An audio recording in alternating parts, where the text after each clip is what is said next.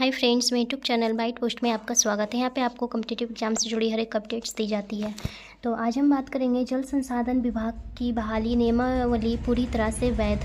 यहाँ लिखा हुआ है बीटेक डिग्रीधारी जेई में भर्ती के योग्य नहीं है। जो भी बीटेक डिग्रीधारी हैं, जो भी बीटेक किए हुए हैं, वो जेई के पोस्ट पे यानी जूनियर इंजीनियर के पोस्ट पे वो क्या है, योग्य नहीं है। जो भी बीटेक किए हुए हैं, तो जूनियर जेई का पोस्ट बहुत जगह आता है, रेलवे में भी आता है और बहुत सारे कॉम्पिटिटिव एग्जाम्स में भी जेई के पोस्ट पे बहाली आती है।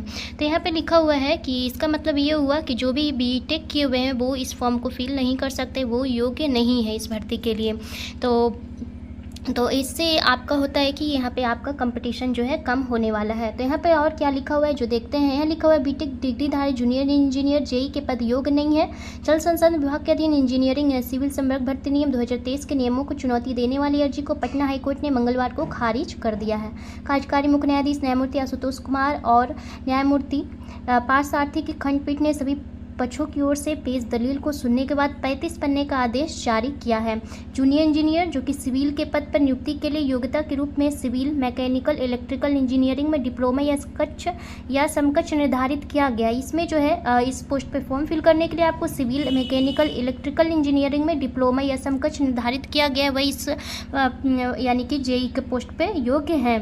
यहाँ लिखा हुआ है लेकिन बीटेक डिग्रीधारी उम्मीदवार इस पद पर आवेदन कर नियुक्त हो जाते थे। इसके बाद राज्य सरकार ने इंजीनियरिंग यानी सिविल संवर्ग भर्ती नियमावली बनाई। इसके तहत डिग्रीधारी को जूनियर इंजीनियर के पद के लिए अयोग्य करार दिया। इस नियम को हाई कोर्ट में अर्जी दायर कर चुनौती दी गई थी। इसे हाई कोर्ट में अर्जी कर चुनौती दी गई थी।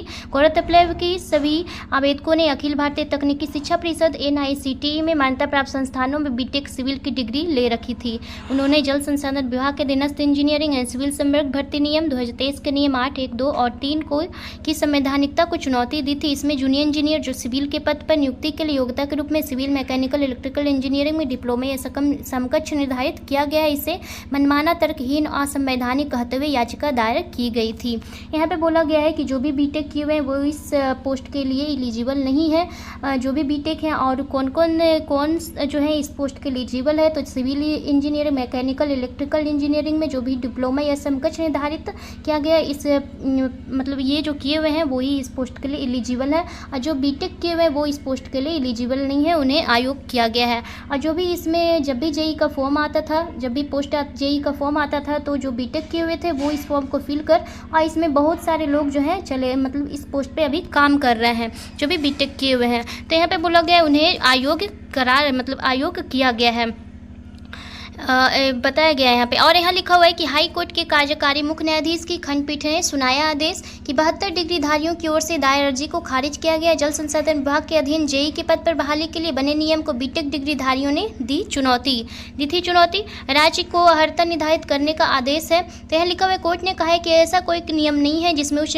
शिक्षा प्राप्त करने वाले को अपने से कम योग्यता वाले पदों पर बहाल होने का अवसर दिया जाए। पद के लिए योग्यता निर्धारित करना भर्ती नीति का मामला है और नियोक्ता के रूप में राज्य को पात्रता की शर्त निर्धारित करने का अधिकार है। निर्धारित योग्यता के दायरे का विस्तार करना न्यायिक समीक्षा की भूमिका या कार्य का हिस्सा नहीं है या किसी योग्यता की समतुल्यता से जुड़ा मामला भी नहीं है जिसे न्यायिक समीक्षा की शक्ति का इस्तेमाल करते हुए निर्धारित किया जा सके। यहाँ पे बताया गया है किसी विशेष पद के लिए योग्यता निर्धारित करते समय नियोक्ता विभिन्न कारकों को ध्यान में रख सकता है। किसी भी विशेष पद के लिए, कोई भी पद होता है, कोई भी पोस्ट होता है, तो उसके लिए योग्यता निर्धारित करते समय जो होता है नियोक्ता विभिन्न कारकों को ध्यान में रख सकता है। और यह लिखा हुआ है कि जल संसाधन विभाग के अधीनस्थ इंजीनियरिंग एंड सिविल संवर्ग भर्ती नियमावली 2023 के नियम 8, 1, 2 और 3 संवैधानिक है। 72 डिग्रीधारी की ओर से दायर अर्जी को खारिज किया गया है। यहाँ पे बोला है कि 72 जो डिग्रीधारी थे वो की ओर से जो दायर अर्जी किया गया था उसे खारिज किया गया है।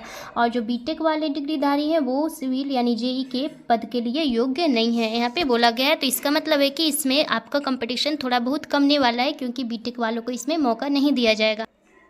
यहाँ लिखा हुआ है TRE2 में सफल NIOS अभ्यर्थियों को नियुक्ति की उम्मीद। जो TRE2 में सफल NIOS अभ्यर्थी हैं उन्हें नियुक्ति दिया जाएगा, यहाँ पे बताया गया है। और नीचे देखते हैं क्या क्या लिखा हुआ है, तो वीडियो को पूरा जरूर से देखिएगा और ध्यान से देखिएगा। यहाँ लिखा हुआ है यहाँ आपका लिखा हुआ है एनसीटी ने एनआईओएस को मान्यता देने संबंधी सुप्रीम कोर्ट के आदेश लागू करने के लिए सभी राज्यों व केंद्र शासित प्रदेशों को 27 जनवरी को पत्र जारी कर दिया है। एनसीटी ने स्पष्ट किया है कि भारत सरकार के मानव संसाधन विकास मंत्रालय के आदेश पर आरटीआई एक्ट संशोधित के तहत सरकारी सहायता प्राप्त तथा प्राइवेट विद्यालयों में 10 अगस्त 2017 तक कार्यरत सभी अप्रशिक्षित शिक्षकों को प्रशिक्षित करने के लिए 18 माह का डीएलएड डिप्लोमा में 6 माह की इंटर्नशिप अवधि समाहित करते हुए एनआईओएस द्वारा ओडीएल मोड में स्वयं पोर्टल के माध्यम से शिक्षकों को प्रशिक्षण कराने का कार्यक्रम सत्र 2017-19 में चलाया गया था। जो एनआईओएस डीएलएड होता है 18 माह का, वो जो है चलाया गया था 2017-19 में, जिसे एनसीटी द्वारा मान्यता प्राप्त थी। लेकिन उत्तराखंड राज्य सरकार बनाम एनआईओएस डीएलएड डिप्लोमाधारी शिक्षकों के संदर्भ में 28 नवंबर 2023 को सुप्रीम कोर्ट द्वारा दिए गए फैसले के कन्फ्यूजन के कारण एनआईओएस डिप्लोमा की मान्यता को अमान्य कर दिया गया था।